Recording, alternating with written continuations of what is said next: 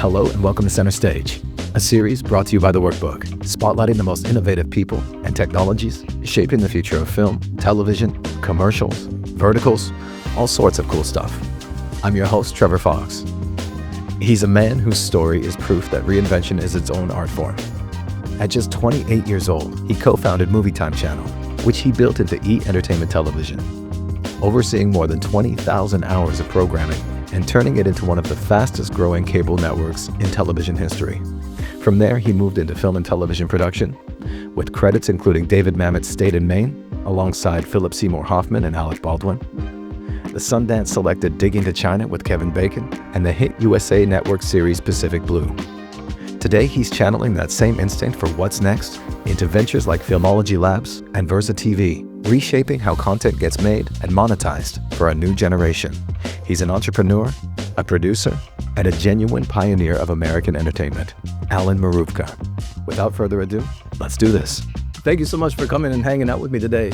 You and Larry Namer launched E! in 1987 and basically invented the format that eventually gave the world Talk Soup, which, by the way, was me and my mom's favorite shows back in the 90s. When Greg Kinnear was hosting, we loved that show. He's so funny. And you also did Keeping Up with the Kardashians as well. When you were building that first version of E!, which ended up becoming the template for reality television as we now know it, did you have any idea how special what you had was? Well, when Larry and I started E! in 1987, it was truly the start of short form, quick bite television, because we modeled it after MTV in those days. I was a big MTV fan. And MTV used to show music videos that were a few minutes long. Then it had VJs and some interviews. It was truly short form television, quick bites. And we modeled it after that. I was a big fan of MTV growing up.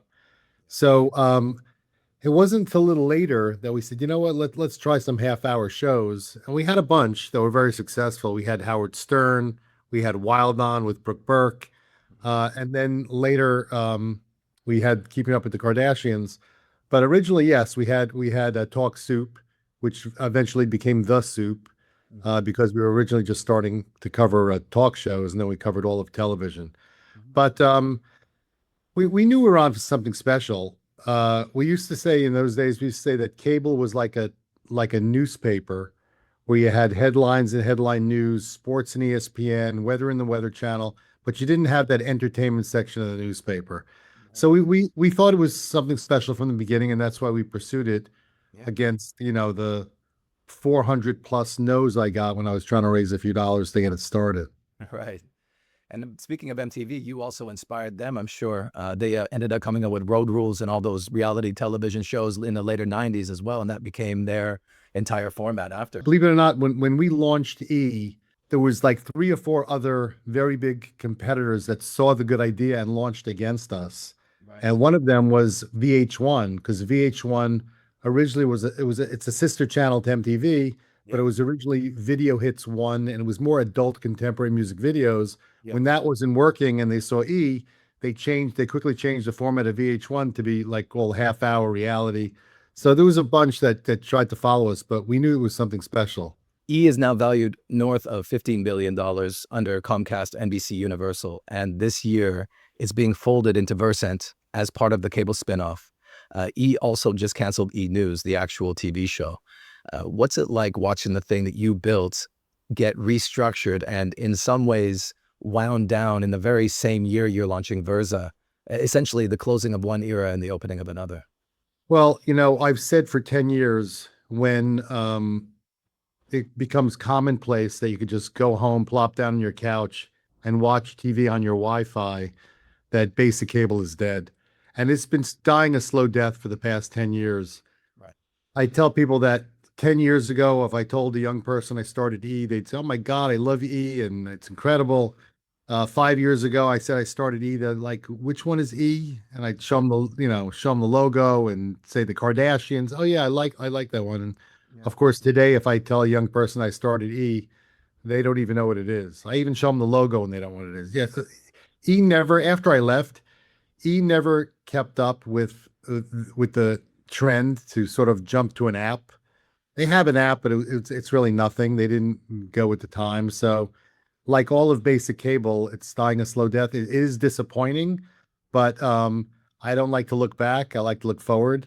And I'm very, very excited about the times now. I think we're in such an exciting time right now, with apps and technology, and it's just a great, great, exciting time to be in the business. For anyone who doesn't know, Versa TV is your vertical, mobile-first microdrama platform, launched last December with 80 titles out the gate, 5 free episodes before it's $5.99 to keep watching. That's my outsider's version of it. What am I missing, and how would you describe it to someone who's never seen a vertical drama in their life? Well, just to take a step backwards, about 5 years ago, I had the idea, or even longer, had the idea of 1 minute television. And I was like, how you possibly do 1 minute television? And I'm like, go to the red carpet, one question, and you're out. Now I'd see the way people scroll on Instagram and TikTok. So the original idea was reality, red carpet, and scripted television. I always describe it as scripted TikTok. It's a very exciting format. After I thought of the idea 5 years ago, of course, I didn't move on it. And about 2 years ago, I woke up one day and I said, you know what? I'm going to do this 1 minute television idea. My idea was not microdramas or vertical television. Originally, it was 1 minute television. Of course, I hired an app developer, built the app. It took a long time, it took like 10, 11 months to build the app. Yeah. By the time I was done, when I thought of building the app, there was about 5 microdrama apps from China on the Apple App Store. Wow. By the time I finished 10 months later, there was over 200 microdrama apps on the App Store. So I sort of saw that microdramas, verticals was happening. So I sort of pivoted a little bit and I went, you know what? I'm going to launch it as a microdrama app. Yeah. Of course, it's the old thing, be careful what you wish for. So now I have a microdrama app with no microdramas. So I quickly went out there and I was able to license 80 microdramas from China and launch them on the app. And of course, we launched with one of the largest libraries of microdramas turning into. And then I positioned it as the first US based microdrama app. There was like this, big anti-China TikTok thing. It was like this silly thing then, and figured I'd take advantage of that a little bit. And Yeah. it got a lot of publicity as the first US based microdrama app. But Yeah. today, of course, we're expanding that because my idea was always to expand it. So we do have red carpet. We're developing a couple of really exciting reality shows, real sort of spicy, in the microdrama vein. And microdramas, we have some great original productions. We have some AI productions, not a lot, but uh, anime, so we have all kinds of stuff that's going to be on the app. It's going to be very, very exciting. And it's great now. It's great already with all the microdramas on it. It's just going to keep getting better. So Versa just made a very deliberate move. Creators can now open their own pay-per-view channel on the platform, revenue share, YouTube style. That's a real shift from streaming platform to creator platform. What did you see in the market that made you decide Versa needed to compete with YouTube instead of just Netflix or the Chinese microdrama apps? Well, I try to keep my finger on the pulse of what's happening, and I read a lot of the trades and just see what's happening. I'm on Instagram an hour in the morning, an hour at night. I'm a fanatic about it. So I try to see what's going on. There's been some estimates as high as 700 microdrama apps out there now, worldwide. Wow. So I was reading this thing about YouTube and how YouTube is really so much bigger than every other social media app out there. And I was like, you know what? Maybe I could be, instead of trying to be the next Netflix of microdramas, why don't I be the next YouTube of microdramas? So I opened up the platform to all creators. So, we're producing, we have a library, but now you could go on Versa and create your own channel, put up your own content, and charge for it. Everything's on a dashboard. There's no funny business. It's like you go on there. We mutually come up with what we should charge, and people could start making some money. Even if you charge 50 cents and make back, 15, $20,000 on a $30,000 production, it's better than making nothing. A lot of people I know produce microdramas and then try to figure out where to put it up. And it's almost a little bit like a studio system where you have to be accepted and you have to submit it and see if they like it. Here, we look at everything. We don't have violence against women, pornography. We don't have anything like that, obviously. But if it passes all the tests, then we're happy to air it. And then the other thing we do, we're the first vertical microdrama app that you could actually turn your phone sideways, horizontally, landscape. So now not only can you do this, but you can do this. And Wow. what that does is that opens up the platform to filmmakers and short form filmmakers to try to air their productions and try to make back some money as well. We really position ourselves as the digital box office for the next generation, the digital cinema. So we're a cinema. It used to be that you had to go to a theater to watch a movie. Then now it's you have to go to your living room to watch a movie. But now you don't even have to do that. It comes to you. It's in your hand.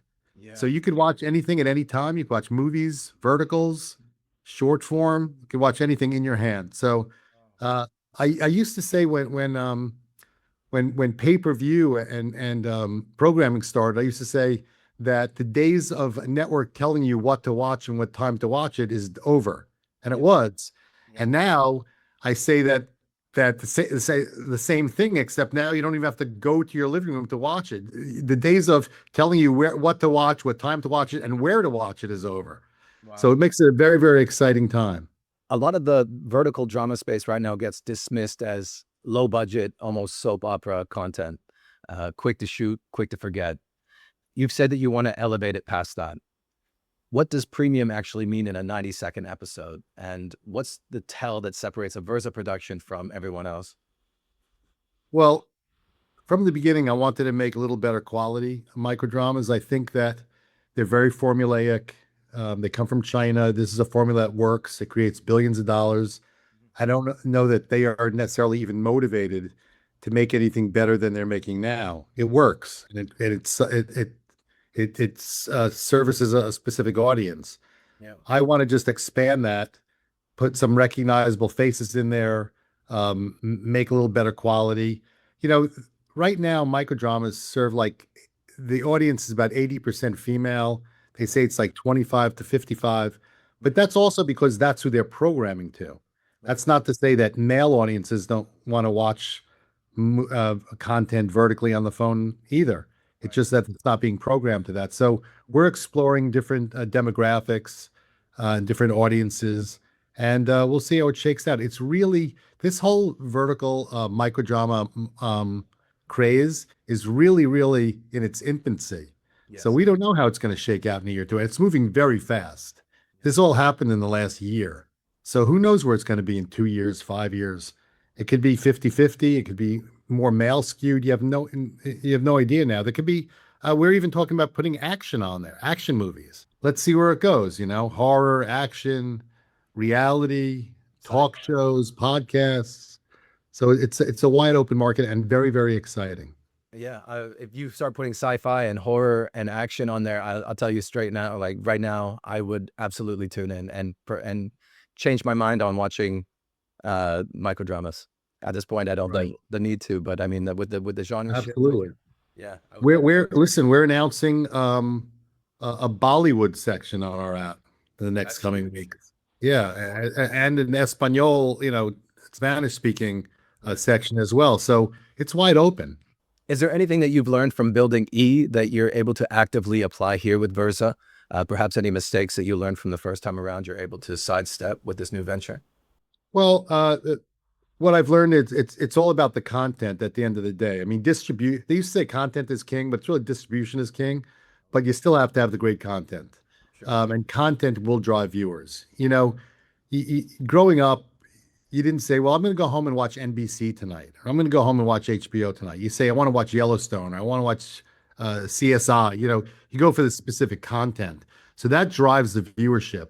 Of course, you have to have the distribution to drive the viewership, but it's really about the content and the programming. So that's really, I learned that from E.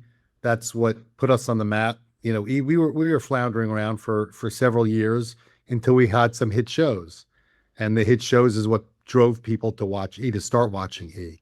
Yeah. Talk Soup being the first one. So at the end of the day, the thing I learned, it's all about content and the people behind the content. You're turning the Reinhardt building at 61 State Street in Paterson, New Jersey, the one everybody local calls the padded wagon building off I-80, into a $250 million, 250 square foot studio with 21 sound stages. My first question is, What are some of the reasons that New Jersey has become Hollywood East? New Jersey has become Hollywood East because they're offering a very good tax incentive, anywhere from like 30 to 40%. So people are flocking there to make movies. And you also have the crews and the talent there. So I know Michigan a while back had like a 40% tax credit, but they're on like one or two crews deep.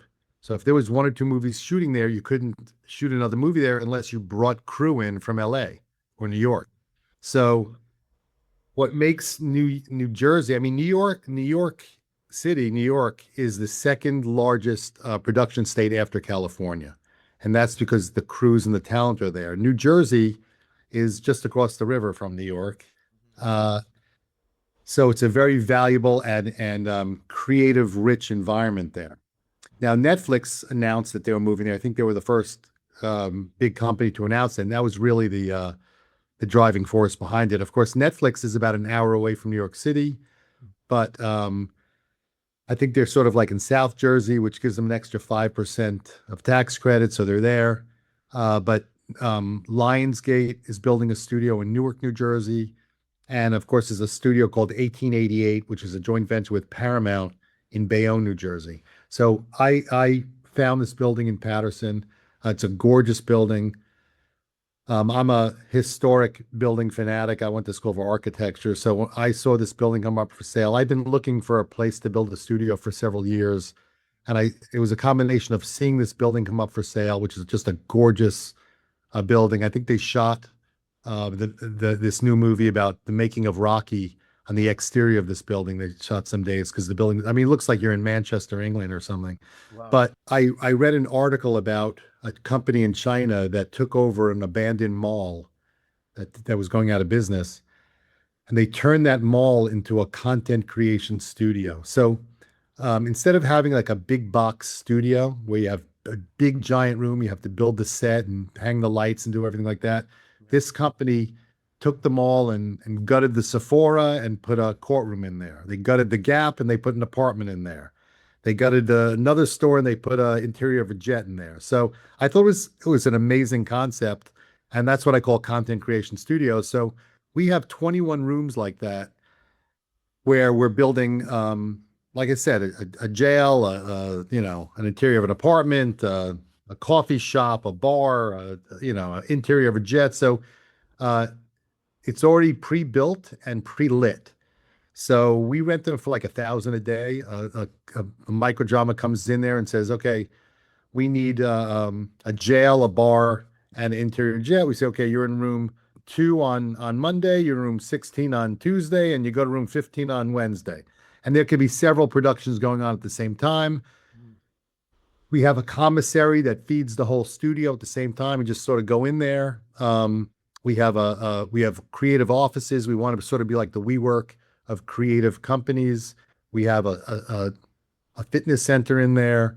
We have a daycare center in there. So it's a complete creative campus. We want creative people from all walks of life to come in there, work out of there, shoot there. It doesn't only have to be microdramas. It could be anyone on YouTube that just wants to create content, or it could be a music video or a commercial. So it's a great place to shoot. It's Patterson has beautiful architecture in the city. It has a waterfall in downtown Patterson. It's a great place to shoot exteriors, and we have the interiors. It's centrally located. It's only 13 miles from New York City. It's 15 minutes from Paramus, New Jersey, which is the largest shopping district probably in the country. So whatever you need from clothing to dressing the sets, you're 15 minutes away from, Bloomingdale's and clothing stores and Home Depot and whatever you need. And then you're about 15 minutes away from these three new beautiful hotels as well. So if people have to come in and stay for any length of time, you're not staying in some little hotel somewhere. You're like in a beautiful, Lowe's or something, Marriott. I don't know. There's beautiful hotels there. So it's great, centrally located. And like I said, you get the tax credit in Jersey. You're 20 minutes from Newark Airport. So it just works. I had been looking all over the country, but this just works. So I went for it. It's a brilliant idea. I'm surprised more people don't do it. And I feel like a lot more people will, once they see how well this obviously works, it'll be something that more people are going to pick up on. We want it to be the home for several microdrama companies, not just us. I mean, Yeah. but we're becoming a more vertically integrated company, but it's great for any company. We welcome people even to do joint productions with them, co-productions. So it's Very going to cool. be great. Nice. What does owning the space give you that renting month to month doesn't? Well, it doesn't give me anything as far as the micro jobs go. I'm also in the real estate business. I'm a real estate developer. Mhm. So I just saw the opportunity and I went for the opportunity. It's something I wanted to be in the space. I think it's a great, exciting space to be in. It gives me a little more control, obviously, but you can still shoot content without owning the space. Mhm. But I wanted to be in the business. You've now built the celebrity news format with E, and you're building the infrastructure for the creator economy with filmology. Those are two different eras of the same instinct. What's the through line for you personally between these two moments? Once you're in the business, it's in your blood. I was interested in the entertainment business since I was five. Got out of college, wanted to be in the entertainment business in the worst way while I was doing construction and renovation in New Jersey. So I've been dipping in and out my whole life.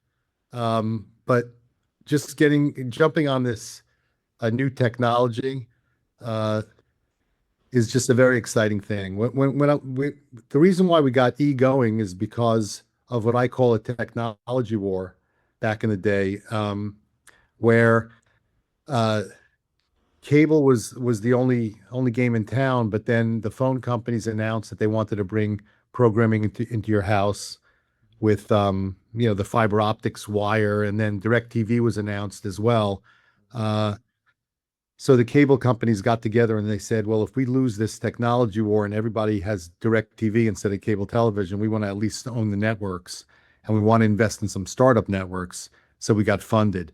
This is the second time in my adult life that I'm seeing sort of a technology change or a technology war where things are just changing. And it's very exciting. It's a very exciting time to be in the business. I wanted to just jump in. I like to be on the cutting edge of what's happening, and the sort of like tech meets programming world we're in now is exciting. So I jumped into it. Yeah, we're living in the Wild West essentially. All this is very new technology, and it's really exciting to see where it's going. So Microdrama passed 6.5 billion globally in 2024 and is expected to nearly double by 2030. But most of that has been dominated by Chinese platforms. What do American creators and American audiences specifically want from this format that the Chinese apps aren't giving them? The Chinese apps, they're good. I mean, they're excellent at what they do, but they're very formulaic. Yeah. Uh, I think that bringing the US programmers into the mix will expand it greatly. I mean, entertainment has always been and always will be dominated by the United States. Mhm. There's great creative people here, and the entertainment business is based here. I think it's gonna just widen the scope of what we watch on verticals. Um, we probably didn't even see the majority of the types of stuff that we're going to watch on verticals. We have great stuff planned. I'm sure other people have great stuff planned.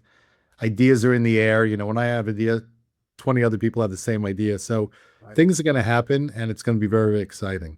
Yeah. The US also has celebrity culture as well, which is very different from Chinese, I guess, as well. The US loves celebrities. When we started E, we brought back the red carpet. There was no red carpet. We worked with the studios, brought it back. There was maybe five outlets on the red carpet when we started. Now there's 500 outlets on the red carpet. Mhm. The US loves celebrities. You go to a basketball game to see LeBron James. Yes, It's like you want those famous. The US craves famous faces, that's right. and that's where this is going to go. I mean, there's microdrama celebrities popping up, but people love. I mean, that's why Tom Cruise gets $20 million for a movie because people want to see his face with his $1 million smile on the screen. So nothing that's never going to change. Timothy, Chalamet. th- People have crushes. They want to see who they want to see. Is there anything about the creator economy right now that you think everyone in legacy media still gets wrong? I think there's a little resistance to it. So I think the studios are still sort of doing their own thing where they get submissions of scripts, they package it, they put it out there, but it's changing, and whether they like it or not, it's changing. And I have a lot of friends in legacy media that don't really want to acknowledge it or poo-poo it, or it's not happening, but it's happening. And the good news is, I just got back from 8 days at Cannes Lions in France, which is the biggest festival for brands and content creators. And believe it or not, a lot of the brands that I met with had never heard of verticals.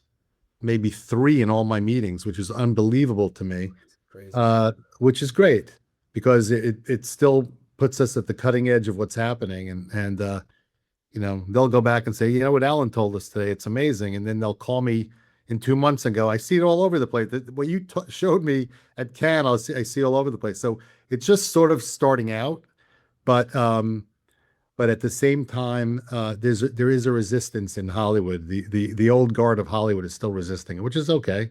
You'll still go to the movies to see a big movie, but we'll do this the same way. This is more replacing television than necessarily going to the movies, although microdramas have passed domestic box office in China.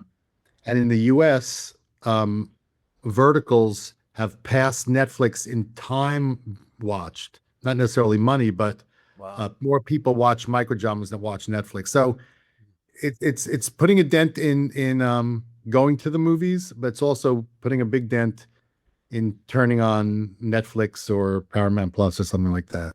It's inevitable. Like you said before, it's like the ability to watch it in bed or on the toilet or wherever you are. You could be on the bus watching it. You don't have to be in your living room. And yeah, the ease of use is Yeah. definitely Well, making it. it's amazing that nobody talks about um, is that if you watch a microdrama, they all have subtitles. No one ever talks about that. So why do they have subtitles? They have subtitles because people watch it with the sound off. You're exactly right. You watch it on the train, you watch it at work. I went to have dinner the other night and I went up to the I valet parked my car and I went up to the valet parker to pay for the car. And the woman had the phone leaning there watching a microdrama with the sound off. I said, "Are you watching a microdrama?" She said, "Yeah." So it gives you the ability, it really gives you the ability to watch it anywhere when you have the subtitles. And if you notice, they all have subtitles because that's the winning formula. Put up the content, have the subtitles, sound if you want it, dub it if you want it, but watch it everywhere you could watch it. Same thing on Instagram as well. If I see a video, if I'm watching something with no sound and it doesn't have the captions, I'm going to skip that immediately. So their Right. viewership goes way down. You have to have that. Do you know that on Instagram, if you post something without anyone speaking, you'll get a lot more views than if you post it with someone speaking. Because Oh, really? if you post someone speaking in English, it narrows down your audience greatly. If you post something that there's no talking in it, then it's worldwide instantly. Anyone could watch it. Whoa. So it's the same type of same philosophy. Oh, I never thought about that. That makes a lot of Mhm. sense, though. So, how do you maintain work and life balance and keep yourself from burnout? Do you have any tips? I love what I do, so I work all the time. Yeah. Uh, all my laptops have dented corners because I fall asleep with the laptop and kick it off the bed. If you love what you do for work, you've never worked a day in your life. So you got to love it and get into it. Of course, I have other hobbies that I like to do, but I love doing it. If I have any kind of downtime, I'm on my laptop doing something, looking it up, researching, doing something. But you just have to be into it. Yeah. Follow the passion and you'll never work a day in your life. Mhm. Yeah, there it is. Have you watched any shows or films recently that you're in love with that you'd like to share? Any either microdramas or traditional content? I love to watch, all shows on all platforms, especially when I travel. I'm like, I'll take a long flight. I'm like, that's 4 episodes of Dutton Ranch. It's like, that's how I gauge my flights. I go to Europe. It's Yeah. like I got 8 hours. I'm gonna get through Landman. I'm a big Taylor Sheridan fan, Yeah. Handmaid's Tale fan. I love shows like that, but I try to watch as much as I can. Of course, I don't have a lot of time in a work day to watch it, but I try to catch up when I'm traveling for sure. Is there a version of success that you perhaps were chasing earlier in your career that you have redefined with time? I'm project oriented, so uh, the day E launched was like so satisfying to me, and growing it, and it's project based. I want to keep working. I love it. It's my passion. Now this is my new thing. So Milestones within a project is how I gauge success. I mean, it could be anything. People can be successful at anything, life, family, work. But the milestones that I create, like just getting Verza TV launched was a big milestone for me and very satisfying because I don't come from the tech business. So learning the industry, getting the app perfect and launched was a great success. Now I set my goals on certain views or certain members, certain amount of people that sign up, but different things like that is where I gauge success. Is there a piece of advice that you received earlier in your career that you still find yourself carrying with you or perhaps sharing with others? I would just say to never ever give up in something you're passionate about. I mean, I've had a lot of failures.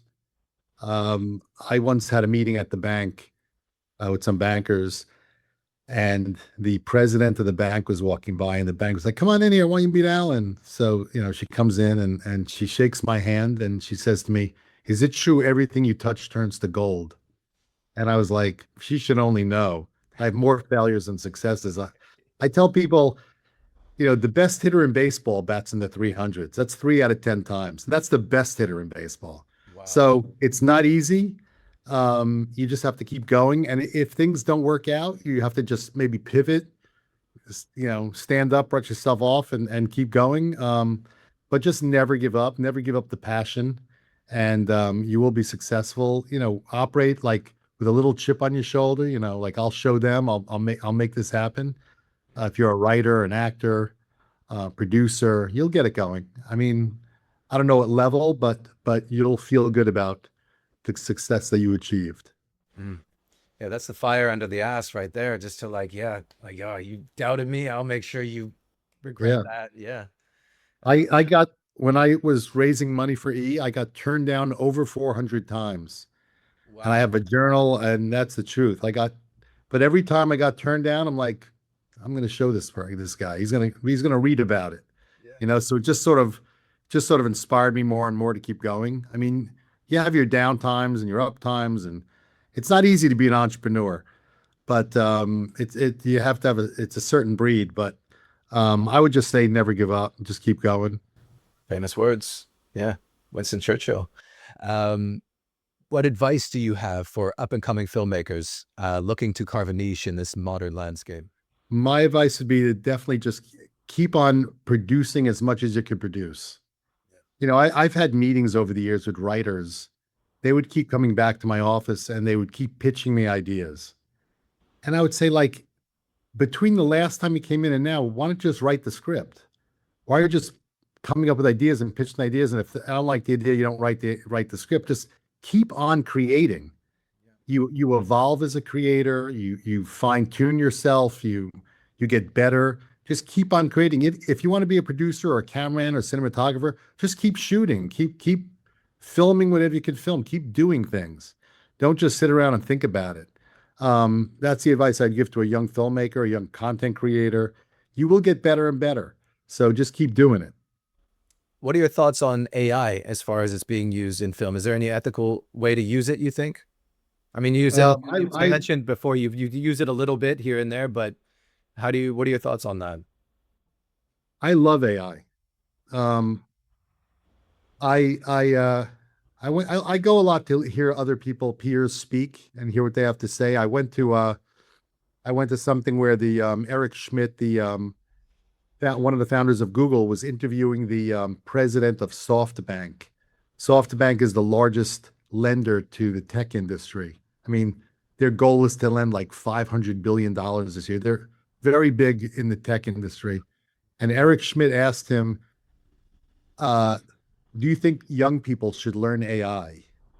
And the guy said, the president says, "I have two daughters and three grandkids, and my two daughters came to me and said, 'Dad, the kids want to learn AI. Is it a good thing to let them learn AI?'" And he said, "If I were you, I wouldn't let them learn AI. I would have them live AI." He said, "If I could tell you you could use 1 billion times your brain power, would you use it?" He's like, "There are cities in this world that don't have electricity." So AI is a brilliant tool. It's not going to replace people. It's not going to replace actors. I look at AI programming like animation. Yeah. It's just a better animation. You know, you could use AI for backgrounds, but real actors are never going away. People are not just going to like go to the movies and always see AI, No. watch AI productions. So people are scared, people are a little hysterical about it. It's fear of the unknown, but it's not, it's here to stay. So you have to accept it and just embrace it and use it. Use it for a great background. A young filmmaker can now make a movie with big explosions in it because of AI, car chases, explosions. So an independent film does not necessarily have to be two people talking in over dinner anymore. It could be a bang up, car chase movie now using AI, but with using real actors. So I think you should embrace it. It's here to stay. Yeah. Use it for as a tool, or make animation out of it. Yeah. But it's here to stay, and I love it. Yeah. It's also like de-aging, like in The Irishman with Robert De Niro. I saw like a deep fake version versus the CG version, and what they were able to do overnight and de-age him. It was using old footage of him from when he was in his 20s, and it was like, oh, Yeah. it feels like I'm watching Godfather 2. Yeah, it's amazing. It's incredible. It's an incredible tool. You know what I tell people? It's now possible to do whatever you can imagine. Now, it was not possible before. You want to have an actor that turns into a cat every 5 minutes. You have the actor that turns. It's like whatever you can think of, you can now produce. It's very, very exciting and very creative at the same time. I think that's all the time that we've got for today. But I just wanted to say thank you so much for coming and making the time with me. And I'm super excited for everything you've got going on. Thank you. Thanks for having me. Okay. All right. Thank you so much again. Thank you. Big shout out to Alan for making the time to come and hang out with me today. And to everyone out there watching, we'll catch you on next month's episode of Center Stage.